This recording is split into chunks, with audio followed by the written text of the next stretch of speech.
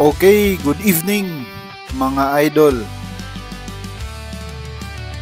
So in this video, I'll show you the superiority of either Blitzblade or Hunter over Dark Lancer. And sa tingin ko talaga, yung Dark Lancer is okay lang siya kapag ka-level mo. Pero tignan nyo dito, malaki yung damage ko, but yung chances na magmi-miss talagang mataas yung chance na mag-miss compared sa Hunter and sa Blitzblade na although level 400 pa lang, meron kasi silang accuracy, added accuracy. So stat wise, ito yung stats ko currently na naka Dark Lancer. Yun, dalawang miss magkasunod-sunod. And siguro sa video lang yun, miss na naman, dalawang sunod-sunod. Siguro sa video na to, kasi RNG lang naman lahat yan eh. But marami talaga yung occurrences ng pagmi-miss ng shots. Yun, no? Nagmi-miss talaga dahil sa gap ng level. And kasi pag hindi naman tayo tumira ng mga higher level, mabagal naman yung experience and lesser yung chance na madrapan tayo ng valuable na item. Okay, so stat wise, let's focus on the accuracy na lang kasi almost the same lang naman yung damage, very negligible. Para sa akin, 569 yung accuracy ko. I don't think na kayang i-compensate ng kayang i-compensate. I'll look into this, kaso kapos pa ako sa resources. Check ko nga. Napakarami pa ng resources na that I'll be needing para matry na ito yung gamit ko na mount. But yeah, so tignan natin, no? Frequent yung pagmi-miss niya. However, kung mag-switch ako sa Hunter, not only na meron akong sustain, lesser pa yung chance na magmi-miss ako. And I will show you in a bit. Yan, so Blitzblade pala to, but it's almost the same. Sa Blitzblade kasi, Blitzblade has vitality, enhance, and support. Yung essential dito na part is yung sa vitality meron akong heal. That's 850 every 31 seconds, which is 1,700 every 1 minute. And ito, meron siyang passive na 90 accuracy, and ito napakasakit ng damage ng Weapon of Darkness. Yun nga lang, my next problem would be anong skills dito sa enhance yung kukunin ko. But let's take a look at the Blitzblade muna. So meron siyang attack speed na once ma-reach niya yung 50, mag-overheat siya and then magre-reset. Additional 40 sa attack power, movement speed, accuracy 50, and then attack speed 6. So kapag nag 500 na to, may additional 80 na attack power and additional 5 na attack speed. And ito yung I think pinaka maganda. Kasi pag nag 600 yan, landing basic attacks has 10% chance of dealing extra combined damage. So, kung wala kayong idea kung ano yung combined, try nyo gamitin itong Weapon of Darkness under support. So, combined meaning yung physical at saka magical damage, magko-combine siya. So, tignan nyo, dalawa yung, in 10 seconds, makikita nyo, dalawa, merong blue at saka merong yung parang light gold or light brown na damage. Yan ang combined damage. So, on top of your Weapon of Darkness, kapag naka-Blitz Blade ka na 600, meron kang chance na ganun. So, yan. Tignan nyo. Lesser yung chance na mag-miss yan kasi meron siyang added accuracy. 700 yung accuracy niya. In terms of defense penetration, very negligible. 350 plus yung kanina eh. And also, sa damage, lesser than 100 lang. Pero tignan nyo naman. And meron pa siyang sustain. 850 na heal every 31 seconds. And yung trigger ng video na to is no other than Mr. Braille W11.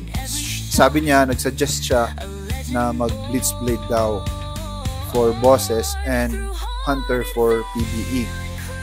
And tinanong ko siya, nag-respond ako and tinanong ko pa nga siya kung anong enhanced na skill yung gagamitin ko kasi I'm really considering it. Level 438 lang yan pero madalang mag-miss compared sa level 500 ko na Dark Lancer kasi nga mababa yung accuracy.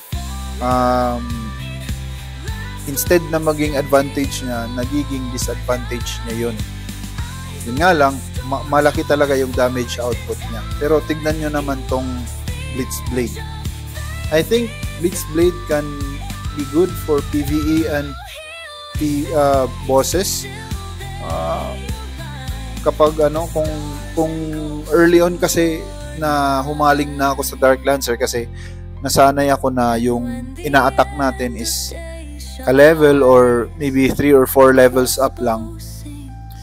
Di ko na-realize na later pala sa laro, yung mga papatayin natin na monsters ay yung talagang may gap na. No? Yun. And so, again, maraming salamat sa iyo, Sir Braille W11, sa suggestion mo. And na-trigger mo yung curiosity ko and na-discover ko yung class na Blitz Blade. So, I'm looking forward for your response or I will search more or look more into it kasi kung anong maganda. I think yung magandang combination is ito.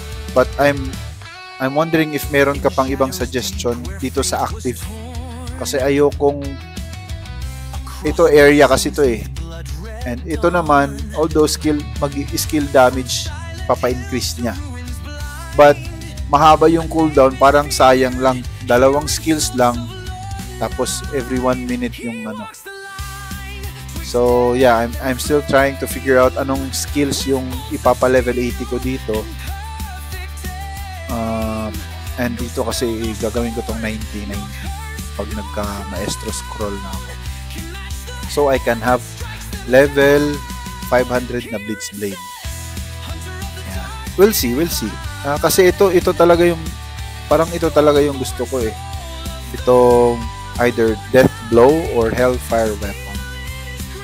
Yun nga lang, matagal. This is suntok sa buwan. Matagal pa to. Huwag nyo palang kalimutan today yung reward sa login sa event ng Lord 9 is 1,000 na temporal piece. Napaka-sulit. Napaka-sarap. And also, daily na reward ko ninyo na. And quick update lang. So for this one, yung ginagawa ko pag ganito, direct na binibenta sa market. Kano ba? Start muna natin ng 50 pesos. Pag hindi nabenta, babaan yung price.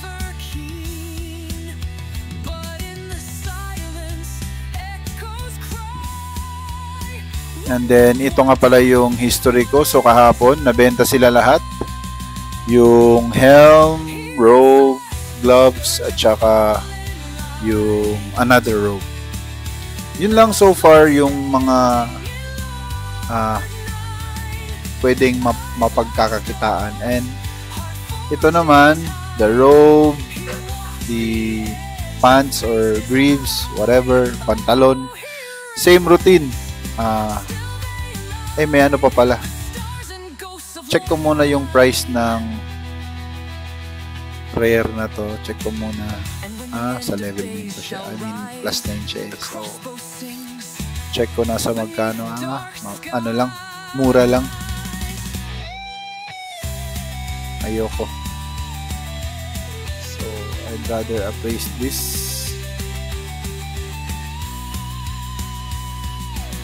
Enhance natin siya.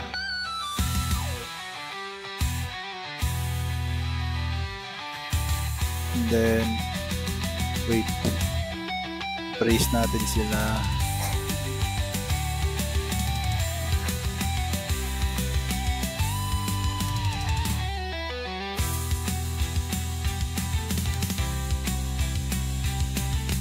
And then, dismantle natin.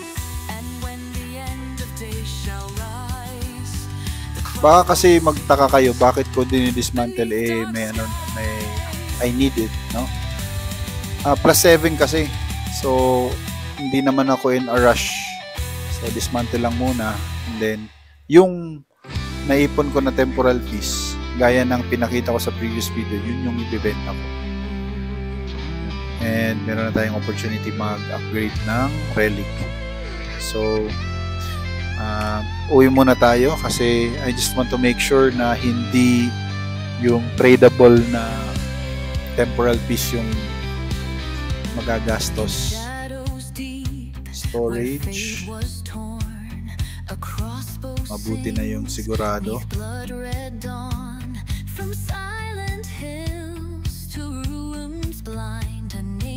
Yan. Nag-iipon din ako ng mga accessory enhancement stones kasi. Yan.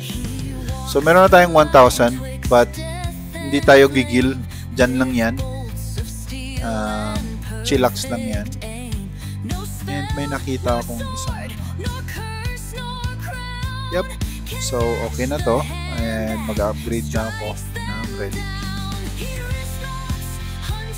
So, again, the goal is 50, 50, and ito 50. Hahabol siya. Then, magpo-focus na tayo dito sa Magic Storm. Or, pwede rin 50, and then, yung barrier ko magiging at least 60 para makahabol.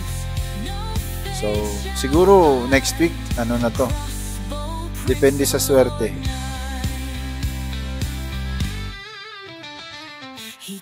Okay, yun lang muna. Thanks for watching the video. Kung may tanong kayo, may comment, may suggestion, ilagay nyo lang sa comment section. And keep grinding.